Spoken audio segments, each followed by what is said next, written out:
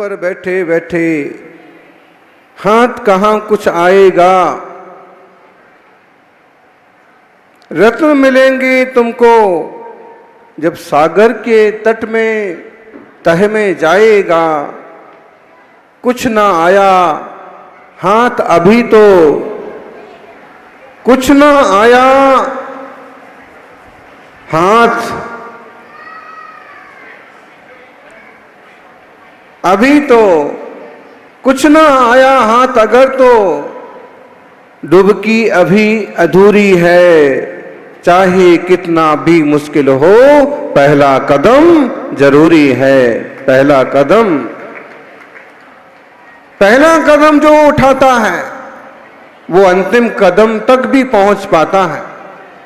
जो मंजिल की शुरुआत करता है वो मंजिल को पाता है, और जो व्यक्ति सिर्फ विचार करता बैठा रह जाता है वो कहीं नहीं जाता है। सौभाग्यशालियों, कोई पहलवान है, कोई सुमो है, कोई खली है। बली गांव तो हर एक आदमी महाबली है। इतने छोटे से गांव में इतना बड़ा महोत्सव हो रहा है, और देखिए कितना बढ़िया दिन चुना गया इसकी शुरुआत के लिए। 17वें तीर्थंकर कुंथुनाथ भगवान का जन्म, तप और मोक्ष कल्याणक। मोक्ष कल्याणक से ही शुरू और मोक्ष कल्याणक पर ही समाप्त 7 दिन का यह महामंगलकारी पंच कल्याणक प्रतिष्ठा महोत्सव। और 17वें तीर्थंकर भगवान मूल नायक के, नए मूल नायक के रूप में विराजेंगे। प्राचीन मूल नायक आदिनाथ भगवान है, और नए मूल नायक शायद देश का यह दूसरा तीसरा मंदिर होगा जहां कुंथुनाथ भगवान मूल नायक के रूप में विराजे। सौभाग्यशालियों,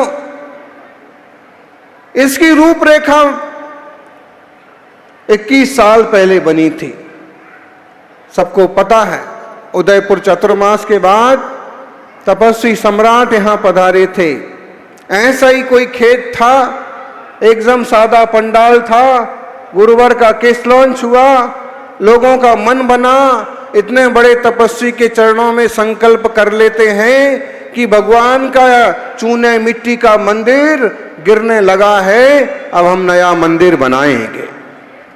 और लोगों ने मन बनाया और तपस्वी सम्राट का केस लॉन्च हुआ। 20-22 साल पहले केस लॉन्च की बोली कितने में गई?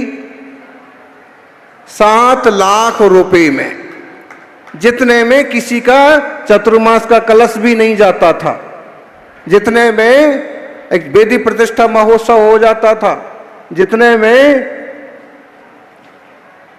एक छोटा मोटा घर बन जाता था, उतने में केवल केस लॉन्च की बोली गई। और ली किसने थी? बताइए किसने ली थी? वो भी महाबली, बाली के महाबली। इस बात को लेकर के अनूठा तपस्वी जो ग्रंथ लिखा गया गुरुवर के चरित्र पर, उसमें इस घटना का उल्लेख हुआ है ना। उसका शीर्षक है बली के महाबली। महाबली का मतलब होता है ज्यादा ताकत वाले लोग। धर्म ध्यान में जो अपना जीवन लगाते हैं, धन लगाते हैं, और इससे ज्यादा आपका भाग्य और पुण्य क्या होगा। इंदौर में आचार्य श्री विशुद्ध सागर जी का बड़ा कार्यक्रम हो रहा है, और बहुत ज्यादा आग्रह था, निरंतर आग्रह था।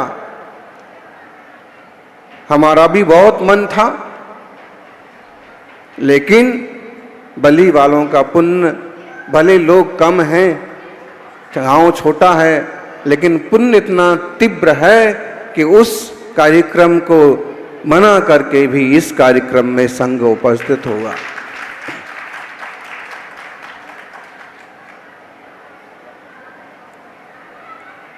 बली और बोरी दोनों को मिला दिया तो बोरी बली। ये बात पक्की है कि मुंबई का एक अपार्टमेंट, एक बोरीवली का एक अपार्टमेंट जितना भी पूरा गांव नहीं है। दोनों गांव मिला दो तो भी अकेले नंदीश्वर द्वीप के आसपास जितनी कॉलोनी भी ना बनेगी, लेकिन फिर भी भाग्य और पुण्य इतना तेज है कि जो संघ मुंबई बुलाने पर भी नहीं पहुंचा, बोरीवली बुलाने पर भी नहीं पहुंचा, वो बल्ली और बोरी में आ गया।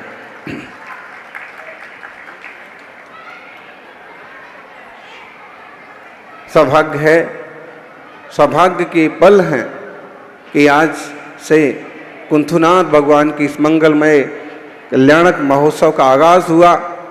आप लोगों ने ध्वजारोहण किया, गुरुग्राम के श्रेष्ठी उन्होंने ध्वजारोहण किया, और एनके जैन साहब कल आए भी थे। और जैसे जैसे यह ध्वजा फड़कती है, ऐसे ऐसे जिन शासन की प्रभावना भी बढ़ती जाती है। सौभाग्यशालियों, प्रतिमाओं का, पाषाण की प्रतिमाओं को भगवान बनाने का उपक्रम चालू हो गया, लेकिन इस उपक्रम से हम अपने आत्मा को भी परमात्मा बनाने का संकल्प करें।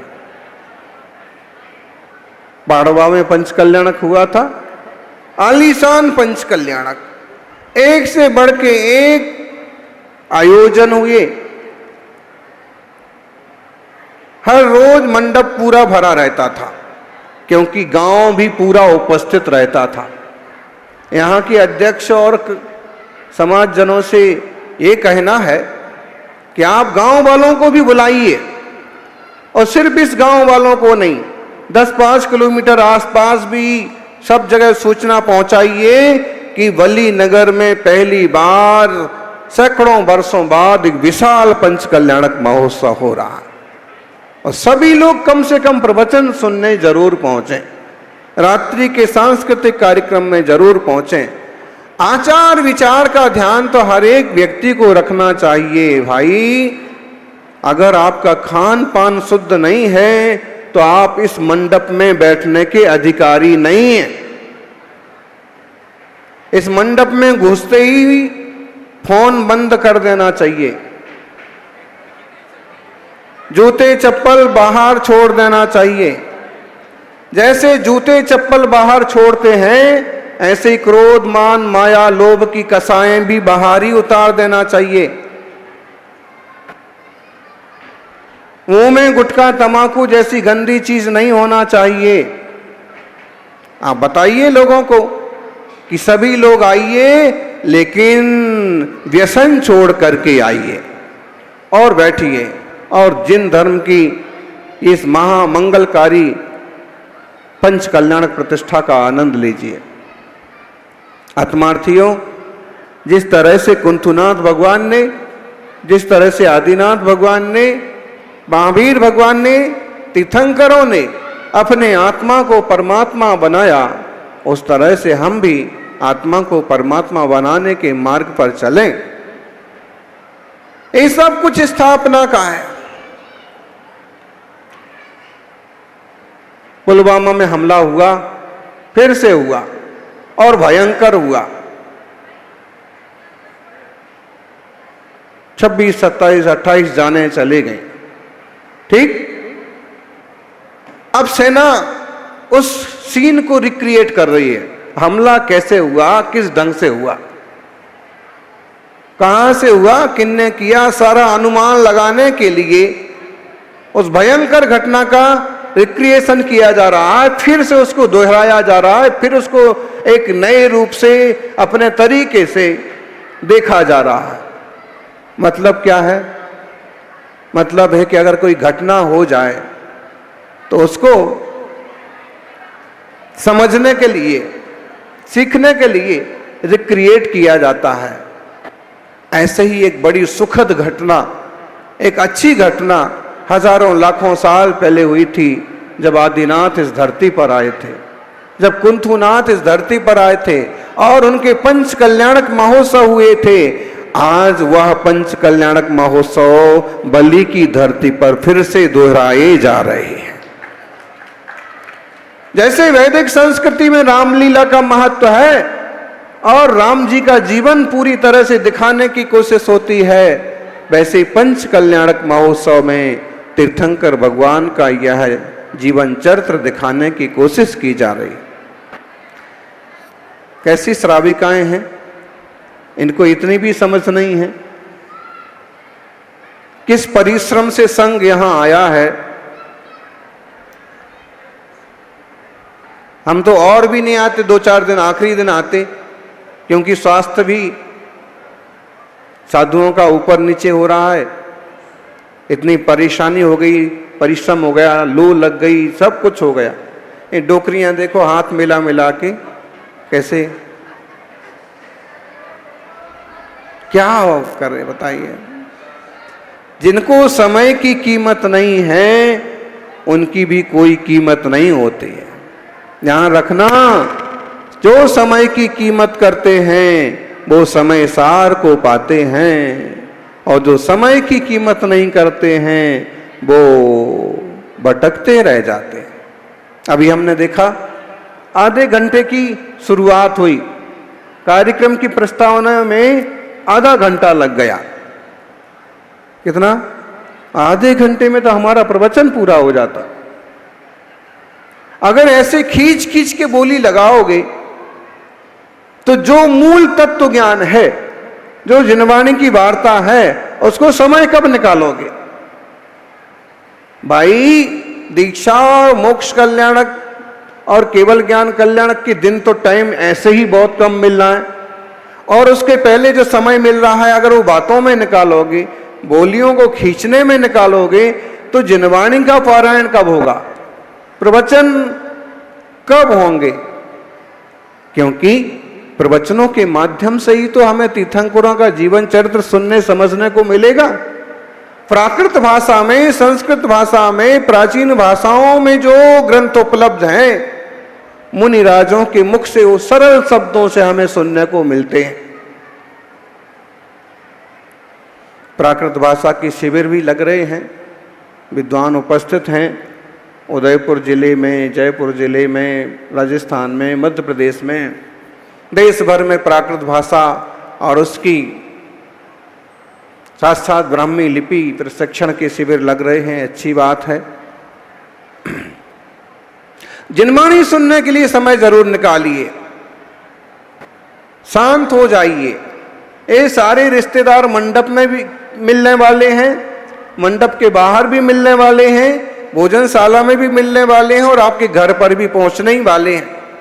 अभी ज्यादा गले गले मत मिलो, क्योंकि 4-5 दिन में आप इतने कंटाल जाओगे कि फिर एक मुंह देखते ही आप मुंह सिकोड़ने लग जाओगे। हाँ, अभी हाल जितना ज्यादा प्रेम दिखाओगे और तुम्हारे ही गले पड़ जाएंगे ना वो 4-5 दिन के लिए, तो अकल ठिकाने आ जाएगी। इसलिए शुरू से ही नॉर्मल व्यवहार रखो, शांत रहो, आंखें बंद करके प्रवचन सुनो।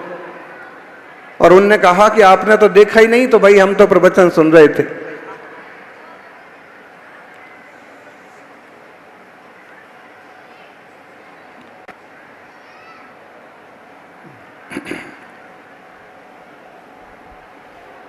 मुनिश्री ने एक बहुत अच्छा उदाहरण दिया। एलईडी की जगह जमाना है, बड़े बड़ी टीवी घर में लगे हुए हैं, और उसका जुड़ाव किससे होता है? डिश से, एक एंटीना होता है। और अगर उसके बीच में कोई व्यत्यय हो, उसमें कोई बाधा हो, तो कितना बड़ा टीवी हो, कितनी बड़ी एलईडी हो, उस पर कोई सीन, कोई चित्र, कोई पिक्चर नहीं आता है।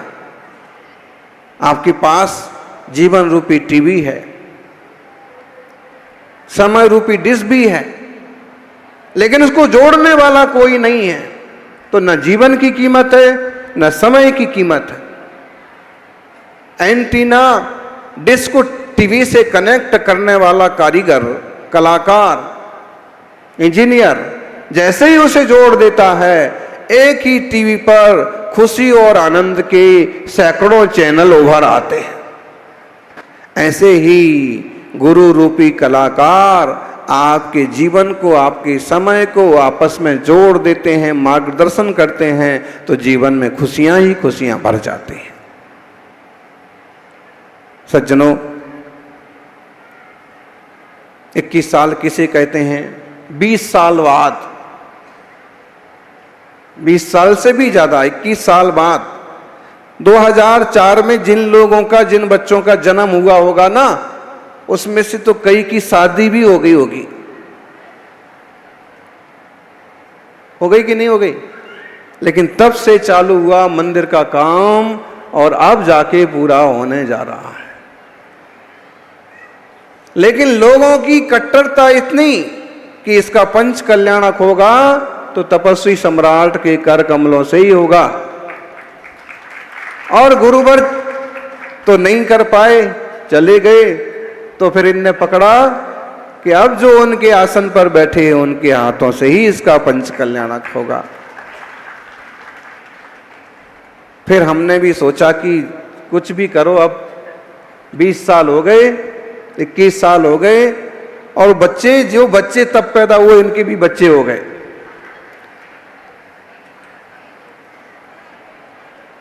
इसकी शुरुआत जब हुई थी तब हमारे सारे बाल काले थे, घने थे, और इसको देखते देखते बुरा होते होते देर आए, फिर भी देर आए दुरुस्त आए। ये बरसों की साधना है, बरसों की साधना का, कल्पना का प्रतिफल है। कितने लोग तो चले गए होंगे ऊपर, कितने चले गए, लेकिन ये रूपलाल जी और भक्ति लाल जी अभी भी डटे हुए हैं। बोले जब तक भगवान सही आसन पर नहीं बैठेंगे तब तक हम भी चैन से नहीं बैठेंगे। निश्चित रूप से अच्छे भावों का अच्छा फल होता है। मौके का लाभ उठाइए। एक जंगल से रास्ते चलते चलते एक जंगल में लोग भटक गए और सब इधर उधर चले गए। उनकी टोली इधर उधर हो गई, फिर भी 2 लोग साथ साथ चलते रहे और एक ऐसे मुकाम पर पहुंचे जहां पर एक बोर्ड लगा था। ढेर सारे छोटे बड़े पत्थर पड़े थे और एक बोर्ड लगा था, लिखा था जो उठाए वो भी पछताए, जो ना उठाए वो भी पछताए।